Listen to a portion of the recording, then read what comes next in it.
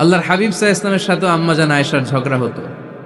মজার একটা হাদিস শুনেন, সহিহ বুখারীর হাদিস, মুসনাদে আহমদ ইবনে হাম্বলও এসেছে এই হাদিসটা। আম্মাজান আয়েশার সাথে ঝগড়ার পর আম্মাজান আয়েশাও রাগ, আল্লাহ রাসূল সাল্লাল্লাহু আলাইহি ওয়াসাল্লামও রাগ। এখন রাগ মিটানোর দরকার আছে না নাই? আল্লাহ রাসূল সাল্লাল্লাহু আলাইহি ওয়াসাল্লাম বললেন, আয়েশা চলো মিটমাট করে ফেলি। সুবহানাল্লাহ কইবেন না? চলো মিটমাট করি। তো কারে ডাকবো মিটমাটার জন্য? ওমর রে ডাকি। আম্মাজান আয়েশা বলে, না, ওমর গলিজ, ওমর খুব মেজাজ ওয়ালা, আমার ডর লাগে। তোমার আব্বারে ডাকি। আব্বারে ডাকেন। আব্বারে ডাকেন। খুশি হয়ে গেছেন আম্মাজান আয়েশা রাদিয়াল্লাহু। আবু বকর রাদিয়াল্লাহু চলে আসলেন, দাঁড়ালেন। এবার বিষ্ণু সাল্লাল্লাহু আলাইহি ওয়াসাল্লাম বললেন, তাতাকাল্লিমিন আও আতাকাল্লাম, কি ঘটছে আমাদের মাঝে, তুমি বলবা না আমি বলবো?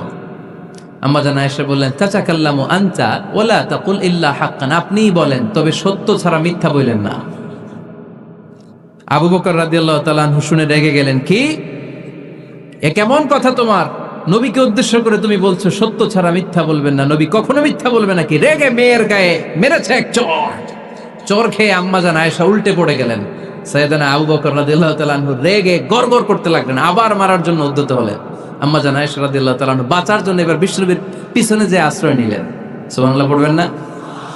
বিশ্বনবী সাইয়েদনা আবু বকরের সামনে দুই হাত মেলে ভেবে দাঁড়িয়ে গেলেন। আল্লাহর হাবিব যখন আম্মাজান আয়েশাকে বাঁচানোর জন্য দুই হাত উঁচু করে দাঁড়িয়ে গেলেন, সাইয়েদনা আবু বকর থেমে গেলেন। সাইয়েদনা আবু বকর এই পরিস্থিতি দেখে ঘর থেকে বের হয়ে ঘরের বাইরে দাঁড়ালেন। এবার আল্লাহর রাসূল সাল্লাল্লাহু আলাইহি ওয়াসাল্লাম আম্মাজান আয়েশাকে তুললেন, বললেন, ইয়া আয়েশা কাইফা রাআইতিনি আনকাসতুকি মিনার রাজুল, দেখলা নাকি কেমন করে আমি তোমার বাবার হাত থেকে তোমারে বাঁচালাম? আজকে আমি যদি সামনে দাঁড়িয়ে না বাঁচাতাম, তোমার বাবা তোমারে একেবারে মেরেই ফেলতো। সুবহানাল্লাহ পড়ে। দেখছো আয়েশা, আমি বাঁচাইলাম তোমারে, আমার সাথে ঝগড়া করো, আমি বাঁচাইলাম। এই কথা শুনে আম্মাজান আয়েশা রাদিয়াল্লাহু তাআলা আনহা লজ্জায় পড়ে হেসে দিলেন। সুবহানাল্লাহ পড়বেন না? এত আস্তে সুবহানাল্লাহ। লজ্জায় হেসে দিলেন। বিশ্বনবী সাল্লাল্লাহু আলাইহি ওয়াসাল্লাম এবার হেসে দিলেন। দুইজনের হাসাহাসি শুনে বাইরে থেকে আবু বকর রাদিয়াল্লাহু তাআলা আনহু হাসির আওয়াজ শুনে অবাক, কিরে এতক্ষণ যুদ্ধ, এখন আবার হাসি কেন? হাসে দেখার জন্য সাইয়েদনা আবু বকর রাদিয়াল্লাহু তাআলা আনহু ঘরের ভেতরে ঢুকলেন। ঢুকে দেখেন আম্মাজান আয়েশাও হাসে, বিশ্বনবীও হাসে, সাইয়েদনা আবু বকরও হেসে দিলেন। আরশের উপর থেকে খুশি হয়ে গেলেন কে? এবার সাইয়েদনা আবু বকর বলেন, ইয়া রাসূলুল্লাহ, ইয়া হাবিবাল্লাহ, আশরিকানি ফি সিলমিকুমা কামা আশরাকতুমানি ফি হারবিকুমা। নবী গো, আপনাদের দুইজনের মধ্যে যুদ্ধ লাগলে যেমনি মিটমাট করার জন্য আপনি আমারে ডাকেন, আপনাদের এই আনন্দ ঘন মুহূর্তগুলোতে শরীক হওয়ার জন্য মাঝে মাঝে আমারে ডাকেন। সুবহানাল্লাহ পড়েন। আপনাদের মধ্যে যুদ্ধ লাগলে সন্ধি করার জন্য যেমনি আমারে ডাকেন, আপনারা যখন আনন্দ ঘন পরিবেশ এরকম খুনসুটি করেন, হাসাহাসিতে মেতে ওঠেন, তখন একটু আমারে রাখেন। সুবহানাল্লাহ পড়বেন না? দেখেন, আল্লাহ রাসূল সাল্লাল্লাহু আলাইহি ওয়াসাল্লাম পৃথিবীর সবচাইতে শ্রেষ্ঠতম মানুষ। উনাদের পরিবারেও ঝগড়া হতো, কিন্তু এই ঝগড়া কোনোদিন তালাক পর্যন্ত গিয়েছে? কথা বলেন না কেন? আল্লাহর হাবিব সাল্লাল্লাহু আলাইহি ওয়াসাল্লাম তার কোন স্ত্রীকে তালাক দিয়েছেন? প্রায় আম্মাজান আয়েশার সাথে রাগারাগি হতো।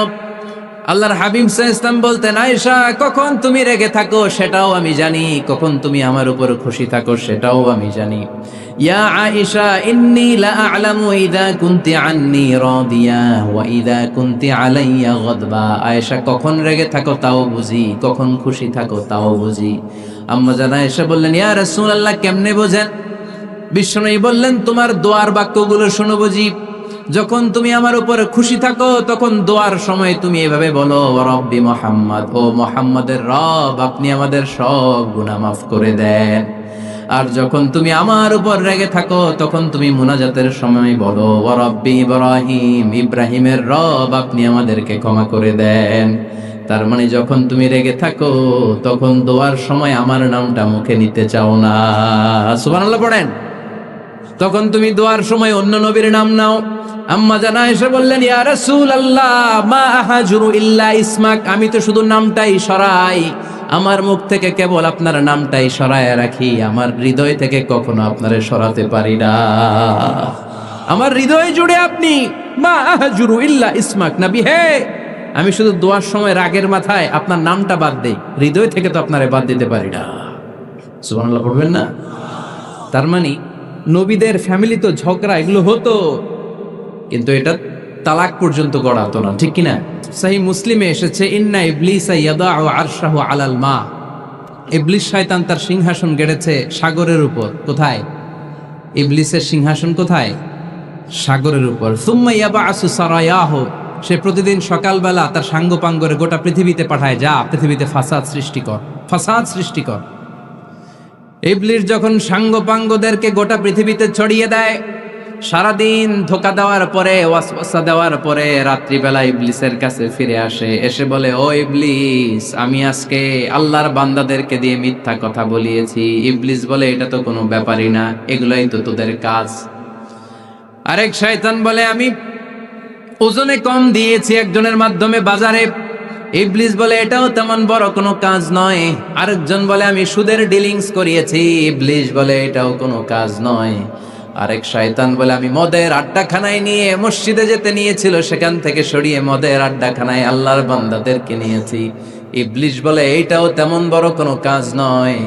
আরেক শয়তান এসে বলে, মা তারাকতুহু হাত্তা ফাররাকতু বাইনাহু ওয়া বাইনা ইমরাআতিহি, আমি এক আল্লাহর বান্দার সাথে বান্দির ঝগড়া লাগিয়ে, ঝগড়া করাতে করাতে তালাক পর্যন্ত নিয়ে গিয়েছি। মা তারাকতুহু হাত্তা ফাররাকতু বাইনাহু ওয়া বাইনা ইমরাআতিহি, আমি এক ইমানদার পরিবারকে ধ্বংসের শেষ প্রান্তে নিয়ে গিয়েছি। সামান্য ঝগড়ার পরে আমি ওয়াসওয়াসা দিতে দিতে ঝগড়া বাড়াতে বাড়াতে তালাক পর্যন্ত নিয়েছি। ইবলিস বলে, শাবাশ, তুই তো কাজের মতো কাজ করেছিস, আমার কাছে আয়, আমার কাঁধে ওঠ। ইবলিস তখন ওই শয়তানকে কাঁধে নিয়ে নাচতে শুরু করে। নাউজুবিল্লাহ পড়বেন না? এজন্য ইমানদারদের সংসার ভেঙে খান খান হোক, এটা হলে ইবলিস খুশি, আর ইমানদারের পরিবার টিকে থাকলে আমার আল্লাহ খুশি। আমরা কার খুশি চাই? এজন্য শয়তানরে খুশি হতে দেয়া যাবে না। ইমানদারদের পরিবারগুলো ঝগড়ার মাধ্যমে ভেঙে যাক, সব সময় শয়তানের মিশন এটা। আর ইমানদারদের পরিবারগুলো টিকে থাক, এটা আমার আল্লাহ সব সময় চায়। সুবহানাল্লাহ পড়েন। এজন্য ঝগড়া করবেন না। এক স্বামী ওয়াজ শুনে বাড়িতে গেছে রাত 11টায়। তো বাড়ির কাছাকাছি যেতে না যেতে স্ত্রীর আবার স্বভাব হচ্ছে রাতের খাবারটা স্বামীর সাথে একসাথে খায়, আলাদা খায় না। তো বাড়ির সামনে যেই স্বামী ফোন দিছে ওয়াইফকে, এই শুরু করার আগে দরজাটা খোলো, আমি চলে আসছি। তো ওয়াইফ এসে দরজা খুলে দিস। এবার স্বামী ঘরে ঢুকে বলে, শুরু করার আগে রাতের খাবারটা দিয়ে দাও টেবিলে, খেয়ে ফেলি। স্ত্রী বেচারি ডাইনিং টেবিলে খাবার দিয়েছে, হাজব্যান্ড বেচারা ওয়াশরুম থেকে ফ্রেশ হয়ে ডাইনিং টেবিলে বসেছে, স্ত্রীও বসেছে। তো খুব বড্ড গরম। হাজব্যান্ড বলে, শুরু করার আগে ফ্যানটা ছাড়ো। এইবার তো স্ত্রী বেচারি রেগে মেগে আগুন, কি আসার পর থেকে শুরু করার আগে, শুরু করার আগে, কি শুরু করার আগে? হাজব্যান্ড বলে, এই তো শুরু হয়ে গেল। মানে কি? ঝগড়া। মানে কি? ঝগড়া। প্রিয় ভাইয়েরা, ঝগড়া করবেন না। স্বামী রেগে গেলে স্ত্রী চুপ থাকবেন, স্ত্রী রেগে গেলে স্বামী চুপ থাকবেন। তাহলে এখন থেকে আমাদের এই স্লোগান নিতে হবে যে ঝগড়া করলেও আমরা ডিভোর্সের দিকে যাব না। পারা যাবে? আর একজন রেগে গেলে আরেকজনকে চুপ থাকতে হবে। ভাবি রেগে গেলে আপনি চুপ, পারবেন? পারবেন না?